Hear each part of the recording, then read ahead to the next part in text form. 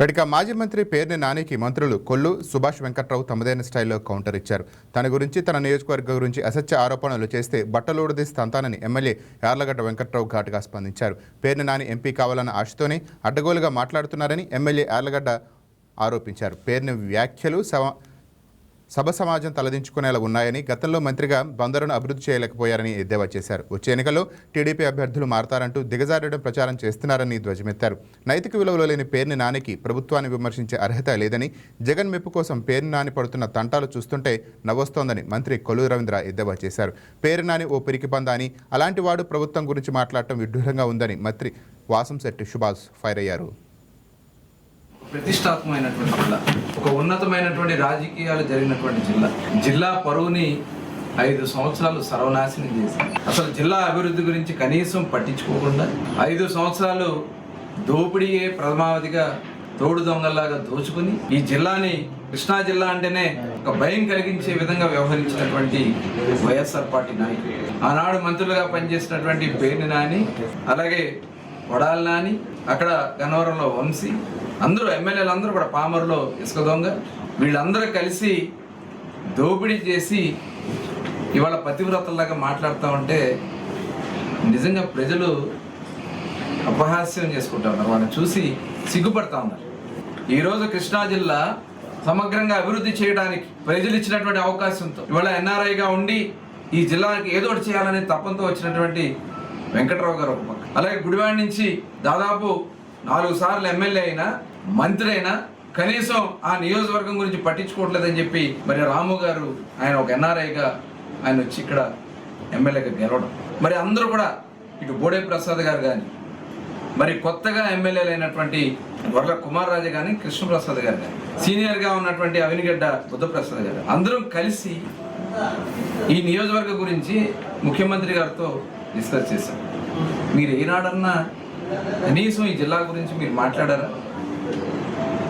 ఆనాడు వచ్చినటువంటి మీ అవకాశంతో కనీసం జిల్లా సమగ్ర అభివృద్ధి ఏ రోజన్నా మీరు చర్చించారా? పార్టీ కార్యాలయం మీద దాడులు చేసి ఇసుక మట్టి దోపిడీ చేసినటువంటి మట్టి దొంగ ఒక పక్క, బియ్యం దొంగ ఒక పక్క, వీళ్ళందరూ కలిసి ఇవాళ మాట్లాడుతున్నటువంటి భాష విధానం ప్రజలు చేదరించుకుంటా ఉన్నారు. నేను ఇదే సందర్భంలో పేర్ని నాని గారిని నేను అడుగుతా ఉన్నా, నీలాంటి నీచమైనటువంటి రాజకీయ సంస్కృతి కలిగినటువంటి వ్యక్తి కృష్ణా జిల్లాలో ఇప్పటి వరకు పుట్టల. గత 5 ఏళ్ళు బూతులతో బతికిన పేర్ని నాని కానీ, కొడాలి నాని కానీ సింహాల్లాగా అధికారంలో ఉన్నప్పుడు రెచ్చిపోయి ఈ రోజున గ్రామ సింహాల్లాగా తోక ముడుచుకుని ఇంట్లో కూర్చున్నారు. రాజకీయాలు నాకు వద్దు, నేను తప్పుకుంటున్నానని చెప్పి రాజకీయాల నుంచి పక్కకి వెళ్ళి నువ్వు ఈ రోజున జగన్మోహన్ రెడ్డికో పిచ్చి ఉంది, అయితే పొగిడించుకోవడం అసెంబ్లీలో, లేకపోతే ప్రతిపక్షాన్ని వ్యక్తిగతంగా తిట్టడం, బూతులు తిట్టడం. ఆయన మెప్పు పొందడానికి బూతులు తిట్టి కొనసాగారు 5 ఏళ్ళు కూడా. అది ప్రజలు చేదరించుకున్నారు నమ్మరు. మళ్ళీ ఈ రోజున కూడా నువ్వు డైరెక్ట్గా ఎలక్షన్లో పాల్గొనలేవు. ఆ విషయాన్ని కమ్యూనిస్ట్ పార్టీలో తిరగమనండి. రాజకీయంగా నా వల్ల అవదని చెప్పి నీ కొడుకుని దింపావు. నీ కొడుకు కూడా రాజకీయం అవసరమా లేదని ఆలోచించుకునే పరిస్థితి నీకు ఉంది. ఈ రోజున నువ్వు ప్రజల మధ్యకి వచ్చి ఓట్లు అడిగి నగ్గే పరిస్థితి నీకు లేదు. నిత్యం ఏదో ఆయన్ని తిట్టి, లేదా పవన్ కళ్యాణ్ గారిని తిట్టి, ఇవన్నీ మీ జగన్మోహన్ రెడ్డికి ఇష్టం కాబట్టి ఆయన దృష్టిలో పడి తర్వాత ఎమ్మెల్సీ ఏదైనా తెచ్చుకుని మంత్రి పదవి తెచ్చుకుందాం అనేది నీ అభిలాష.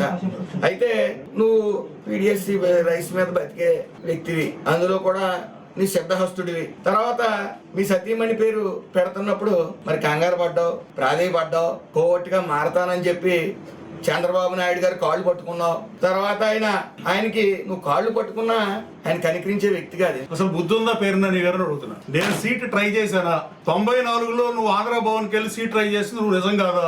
కనీసం కాంగ్రెస్ పార్టీ టికెట్ రాకపోతే బీఎస్పీ టికెట్ మీద పోటీ చేద్దాం అనుకుంది నిజం కాదా? ఇవాళ పాలడు వెంకటరావు మరణించాడు కానీ పార్థసారథి గారు మంత్రిగా ఉన్నాడు.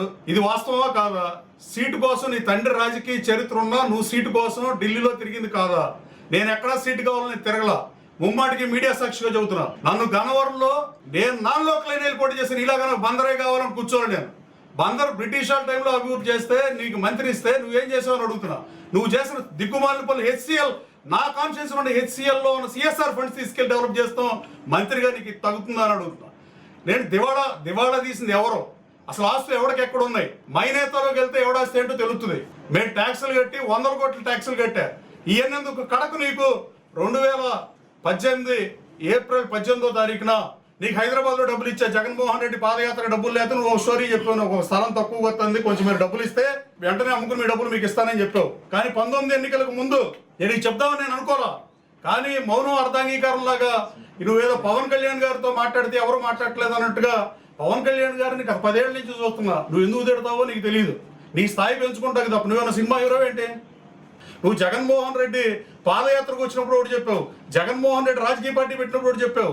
అంతకుముందు జగన్మోహన్ రెడ్డితో నడుస్తానన్నావు, ఒక గుర్తు మీద కలిసి పార్టీ మారడం కరెక్ట్ కాదన్నావు. నీ వీడియోలన్నీ ఉంటాయి, నువ్వు చూసుకుంటేనే నీకు తెలుస్తుందని తెలియజేస్తూ నువ్వు ఆ రోజు జగన్మోహన్ రెడ్డిని తిట్టి, జగన్మోహన్ రెడ్డి గారు సతీమణి తిహార్ జైలుకి వెళ్తాదని చెప్పిన గన్నవరం శాసనసభ్యుడిని నువ్వు అతను పార్టీ మారే ముందు రోజు నీ మీద నా మీద ఆంధ్రజ్యోతిలో బ్యానర్ ఐటమ్ వేస్తే నువ్వు కలిసిపోయి నువ్వు దిక్కుమ